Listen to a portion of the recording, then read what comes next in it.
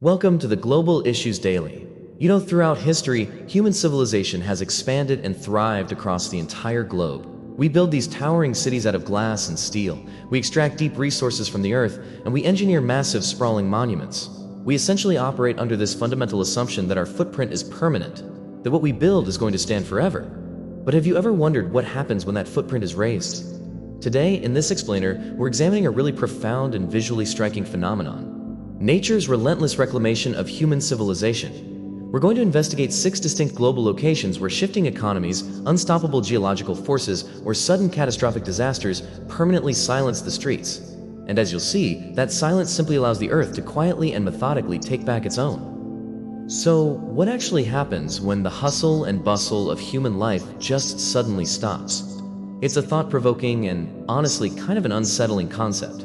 We are so deeply accustomed to constant motion, the deafening noise, and the vibrant pulse of our cities. But when you remove the people, the concrete and steel don't merely sit empty, they actually become a blank canvas. It turns out the environments we build exist entirely on borrowed time, because when the hum of machinery finally dies out and the last footsteps fade away, a much quieter, yet infinitely more powerful force moves in to fill that void.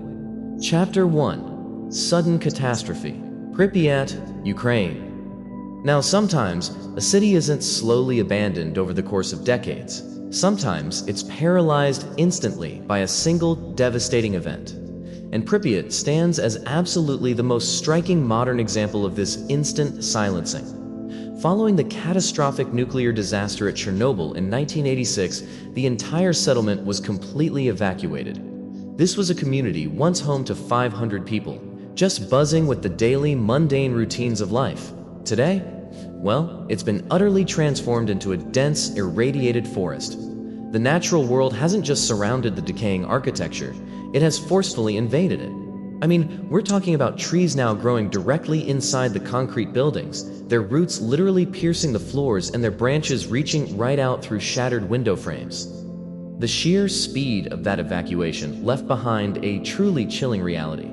As observed by those documenting the aftermath, toys and books lie where they were. It seems as if time has stopped, and that perfectly captures the eerie micro-narrative of a sudden, desperate departure, right? When catastrophe strikes without warning, people just flee, leaving literally everything behind. So these fragile remnants, like a child's toy resting on a decaying floor or an open book slowly rotting on a desk, they serve as these haunting monuments to a life permanently interrupted, even as the wild forest silently swallows the room whole. Chapter 2: Exhausted Resources, the Empty Mines. An entirely different kind of abandonment stems from, well, the hubris of extracting finite resources. Humans frequently build massive settlements based entirely on the promise of wealth hidden beneath the earth, and that kicks off a highly dangerous yet entirely predictable boom and bust cycle. We see this exact pattern play out across vastly different global environments. Take Namibia, for instance. Coleman Scott was a bustling German settlement born from an early 20th century diamond rush. Or in Japan, you have Hiroshima. It's this incredibly dense coal mining facility, famously known as Battleship Island, which thrived right up until its definitive closure in 1974. And over in California, Bodie stands as your classic late 19th century gold boomtown. Thousands of people flocked to these incredibly harsh locations to pull riches from the earth. But the moment those resources were depleted, the economic lifeblood vanished instantly. Actually, scratch that.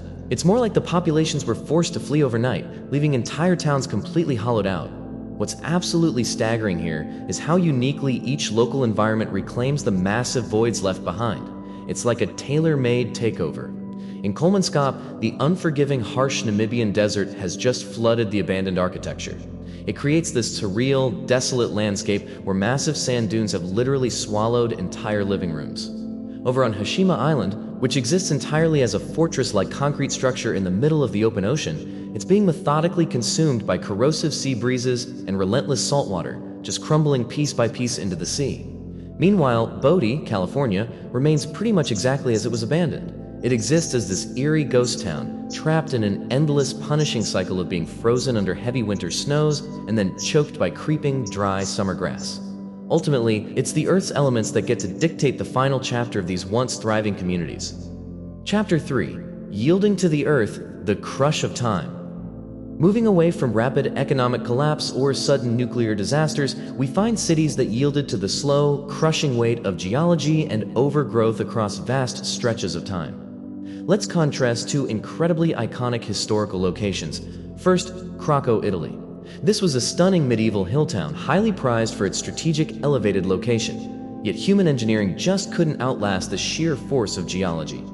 Devastating earthquakes and landslides in the late 20th century rendered the ground catastrophically unstable, which forced a mass exodus.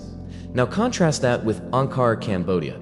Once the magnificent, sprawling capital of the Khmer Empire, it was surrendered centuries earlier, back in the 15th century, leaving its monumental stone architecture to the absolute mercy of an aggressively expanding tropical jungle. The visual contrast between these two locations is just profound. In Krakow, there is this deep, desolate silence. The ancient stone streets and rigid buildings remain, but nature has left its subtle, undeniable marks across every single facade.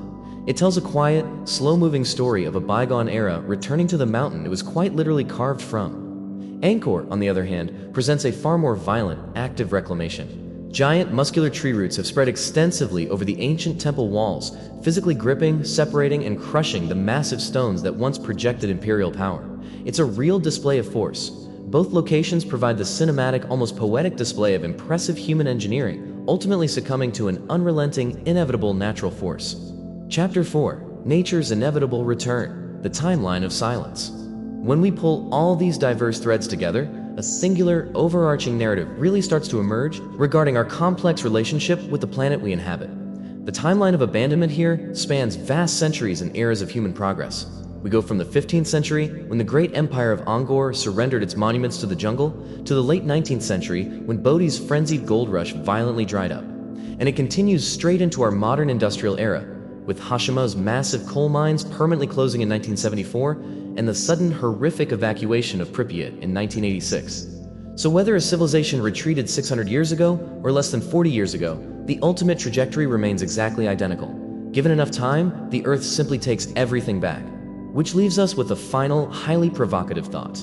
Can human civilization ever truly conquer nature, or do we merely borrow its space for a fleeting moment? The desert sand violently filling Kolmanskop's living rooms, those muscular roots crushing the sacred stones of Angkor, and the irradiated trees breaking directly through the floors of Pripyat. They all suggest a pretty clear answer. We build, we extract, and we engineer with incredible ambition. But ultimately, the Earth is incredibly patient. If you found this deep dive into the intersection of human history and environmental power insightful, please subscribe to the Global Issues Daily and like this explainer. We regularly break down the complex underlying forces shaping our world, providing clarity on the issues that really matter. Thanks so much for watching, and we'll see you next time.